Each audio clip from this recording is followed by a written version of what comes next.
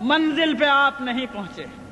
اگر آپ نے چاہا کہ بس ایک بل پاس ہو گیا، خواب خرگوش کے مزے لو، سو جاؤ، تو یہ غفلت آپ کو بہت نقصان پہنچائے گی۔ جو مخالف قوتیں ہیں وہ بہت منظم، بہت متحرک اور بہت سرگرم عمل ہیں۔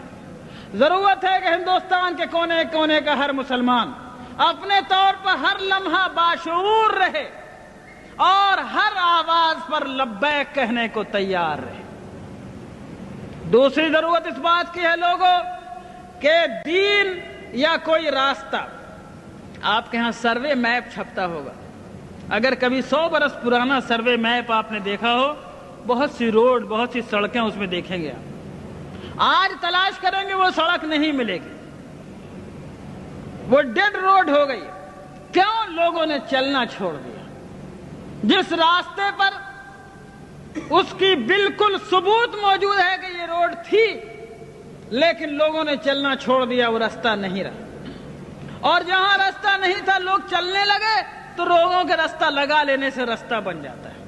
اے میرے دوستو، اگر تم ہندوستان میں اسلام کی بقا چاہتے ہو تو سب سے پہلی ذمہ داری یہ ہے کہ اسلام کو اور اپنے آقا جناب محمد رسول اللہ صلی اللہ علیہ وسلم کے طریقوں کو ڈیڈ روڈ مت بننے دو۔ یعنی اس پر اگر تم چلنا چھوڑ دو گے تو کسی سرکار کو ضرورت نہیں ہے اس کو بند کرنے کی، خود بخود بند ہو جائے گا۔ اگر مسلمانوں نے یہ فیصلہ کیا کہ شریعت کو ہم اپنی زندگی پر جاری اور نافذ کریں گے اور اللہ کی شریعت کو ہم اپنے اوپر لاگو کریں گے، اگر ہم سرکار کے دباؤ کے بغیر، کسی گورنمنٹ کی طاقت کے بغیر، کسی پولیس کی لاٹھی کے بغیر، کیونکہ ہم مومن ہیں اس لیے ہم اللہ کے حکم پر چلیں گے، ہم نکاح میں وہ طریقہ اختیار کریں گے جو اللہ نے بتایا۔ ہم وراثت بانٹیں گے، یہ نہیں ہوگا کہ بہن کا حق مارا جائے گا۔ کوئی تھوڑی بہت معمولی کھیت کی زمین ہے تو بٹ جائے گی، لیکن باپ کی دکان دبئی میں تھی تو یہ نہیں بٹے گی۔ اور شہر میں مکان تھا، مدراس میں اور پٹنہ میں اور دلی میں، تو وہ نہیں بٹے گا، اس میں بہن کو حق نہیں ملے گا۔ غلط بات ہے۔ اگر تم نے اپنے ہاتھوں سے خود شریعت کو چھوڑا تو کوئی تمہاری شریعت کی حفاظت نہیں کر سکتا۔ اگر شریعت تمہاری زندگی میں چالو رہی، تم شریعت پہ عمل کرتے رہے، تو شریعت کو انشاءاللہ کوئی نہیں مٹا سکتا، اس کا بھی عہد کیا جا سکتا ہے، کوئی طاقت نہیں مٹا سکتا۔ بس پہلی ذمہ داری یہ ہے کہ لوگوں جس طرح نماز کو ضروری جانتے ہو، لوگوں جس طرح روزے کو ضروری سمجھتے ہو، زکوٰۃ نکالنا ضروری ہے، حج نکالنا ضروری ہے، حج کرنا ضروری ہے، اسی طرح لوگوں اللہ کی شریعت کو جہاں تک ممکن ہو اپنی زندگی میں جاری کرنا ضروری ہے۔ ٹھیک ہے، ہندوستان کے حالات میں ہم حدود و قصاص جاری نہیں کر سکتے، ہمارے اندر اس کی استطاعت و طاقت نہیں ہے، لیکن ہم قانون نکاح، قانون طلاق، قانون فسخ، قانون وصیت، قانون ولایت، قانون وراثت وغیرہ دوسرے معاملات میں اللہ کی شریعت کو ہم اپنے اوپر جاری کرنے کی طاقت رکھتے ہیں، وہاں پر ہم کو جاری کرنا ہوگا۔ سنو لوگوں، اللہ تعالیٰ نے ہم کو اتنے کا مکلف بنایا ہے جتنے کی ہمارے اندر طاقت ہو، اس میں کوتاہی کریں گے تو پکڑے جائیں گے۔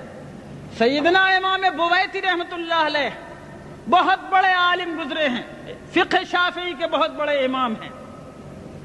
جب خلافت عباسیہ کا زمانہ تھا، مسئلہ خلق قرآن پر ان کو قید کر دیا گیا جیل خانے میں، ان کے پیروں میں بیڑیاں تھیں۔ جب جمعے کا دن آتا، جمعے کی اذان کے وقت اپنے جیل خانے کی کوٹھری سے گھسٹتے گھسٹتے زمین پر نکلتے اور مین گیٹ تک جیل کے پہنچتے، سارا بدن لہو لہان ہو جاتا، خون سے بھر جاتا۔ جب جمعے کی نماز پڑھ کے لوگ واپس آتے تو پھر یہ اسی طرح گھسٹتے گھسٹتے اپنی کوٹھری تک جاتے۔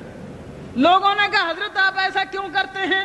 آپ قید میں ہیں، آپ جمعے کو جا نہیں سکتے، پھر کیوں آپ گیٹ تک اتنی تکلیف فرماتے ہیں؟ کہا کہ اور کچھ نہیں، اللہ تعالیٰ نے کہا ہے اذا نودی للصلاة من یوم الجمعة فاسعوا الى ذکر اللہ۔ اے لوگوں، جب جمعے کی اذان پڑھے تو دوڑو اللہ کے ذکر کی طرف۔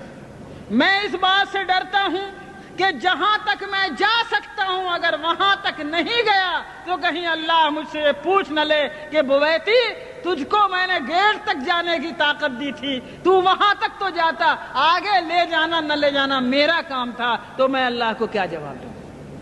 سیدنا امام بویتی کے اس واقعے سے جو ایک نجی اور شخصی واقعہ ہے، ملی زندگی میں ہمارے اور آپ کے لیے عبرت کا ایک سامان موجود ہے۔ ملت اسلامیہ ہندیہ اگر یہ سوچ کر کے سب کچھ ہم نہیں کر سکتے، جو تھوڑا کر سکتے ہیں اس کو بھی چھوڑ دینے کو تیار ہوگی تو یاد رکھو پورا دین تمہارے ہاتھ سے نکل جائے گا۔ لیکن جتنا بھر کرنے کی استطاعت تمہارے اندر ہے، جتنا بھر عمل کرنے کی طاقت تمہیں اس موجودہ حالات میں اللہ نے دی ہے، اتنے بھر احکام پر عمل کرنے کا فیصلہ کرو، انشاءاللہ خدا تعالی حالات کو بدلنے والا ہے۔ آگے کا نتیجہ ہمارے اور آپ کے ہاتھ میں نہیں ہے۔